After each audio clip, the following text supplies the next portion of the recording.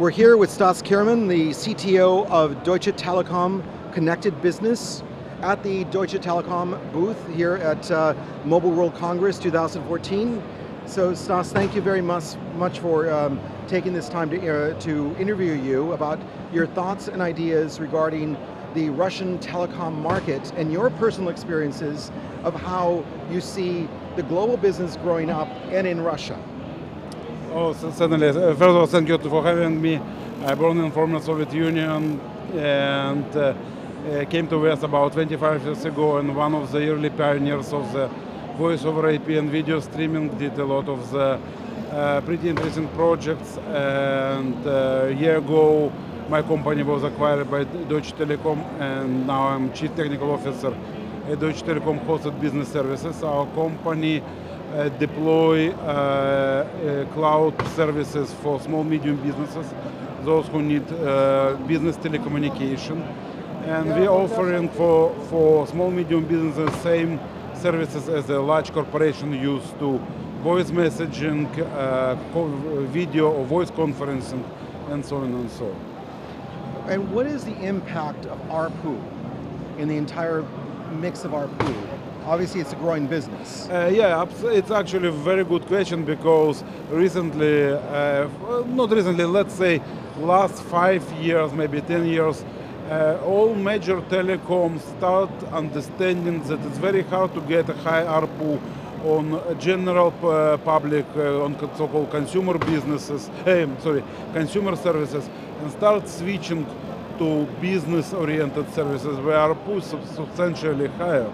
Again, certainly by providing services that you help other people to make money from their businesses, by helping their businesses to run faster, you could get substantially higher price for your price tag for your business, and certainly you have substantially better ARPU. It's exactly the reason why major telcos start looking into business-oriented services, in data services, in all additional set of services oriented for businesses. Unfortunately, it's traditionally been the case that all these services was usually offered for large corporations. Certainly, when you work with a large corporation of 100,000 people, you're not looking on ARPU, you're looking on bottom line of multi-million deals, and every salesperson happy to bring this deal because they're getting percentage. But there is not so many corporations, and especially if you're looking on market like United States, actually in aggregate, small, medium businesses make substantially bigger parts than the big corporations. And large telcos didn't have business orientation and practice working with small, medium businesses, because again, by their old structure of the business offering, they was more oriented to offer business services to large corporations, to large customers. So what all this idea of cloud that became popular recently in a variety of aspects, like Amazon cloud services up to payroll cloud services, it actually opens this idea that you could offer through cloud services to small, medium businesses, services that's similar to what previously you offered to big corporations. And Deutsche Telekom Hosted Business Service is doing exactly this, moving the practice of Amazon to practice of the telecom, moving this idea that we don't care how big or small you are. And they're the right... You could buy the service, you could buy it on the card, and you and big corporation next to you will use the same service, the same quality. And the telco is the right business provider versus other enterprises for which reason? Why is the telco experience and an integrated telco experience a better solution for the consumer? For consumer or for business consumers? For business consumers. For business consumers. Again, many people try to deliver services like telcos.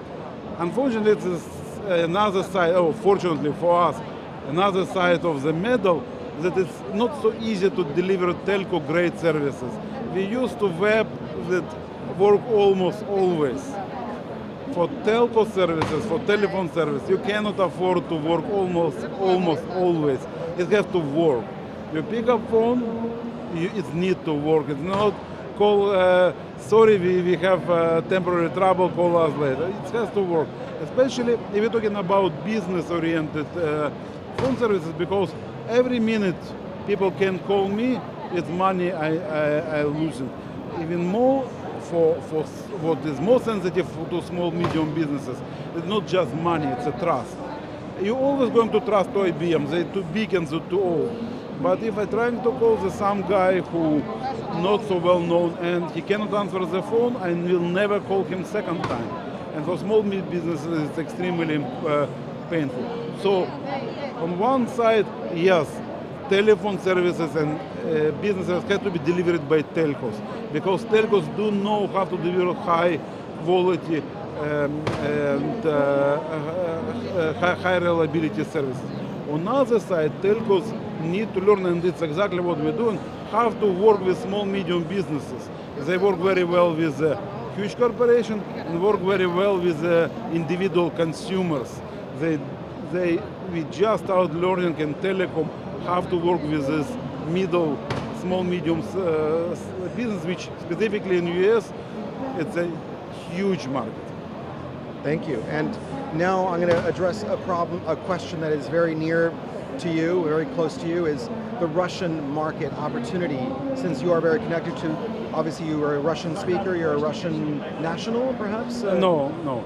Okay, but the question is, in your personal experience in creating and exiting to Deutsche Telekom, which now you're the CTO of the connected business side, how do you see a possibility for technology transference of this platform, of this technology, of this use case to Russia and the Russian telcos? Certainly some technology could be easily transferred, but first of all, I do recommend to look not on the transfer of technology, but on transfer of business practices.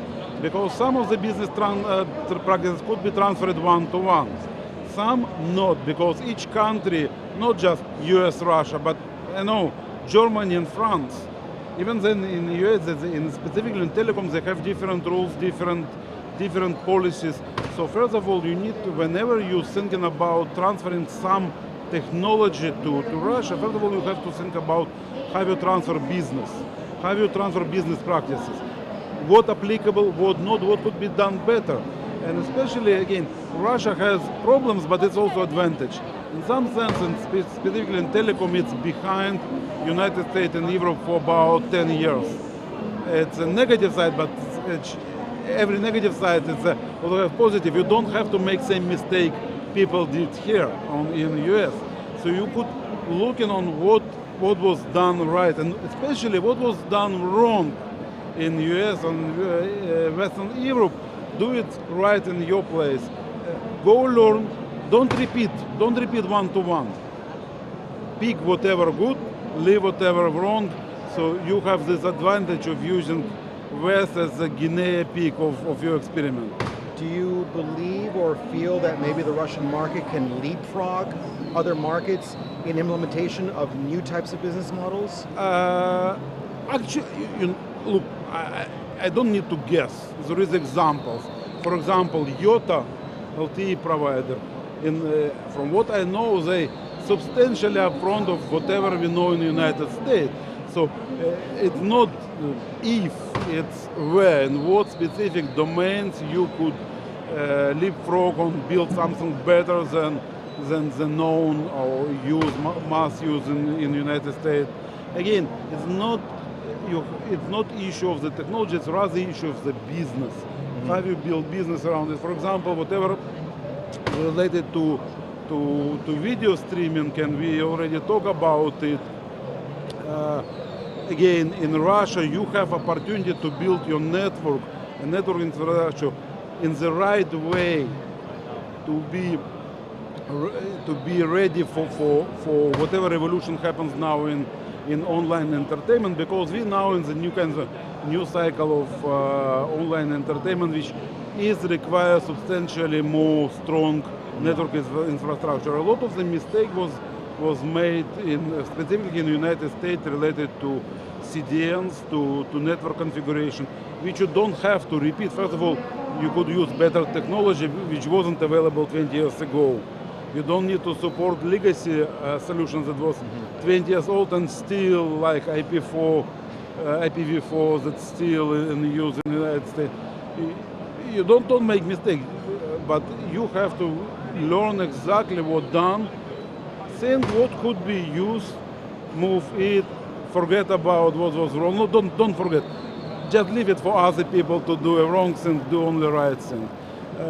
And suddenly apply common sense to what business practices useful specifically for Russia and what may be not applicable, need to be changed somehow.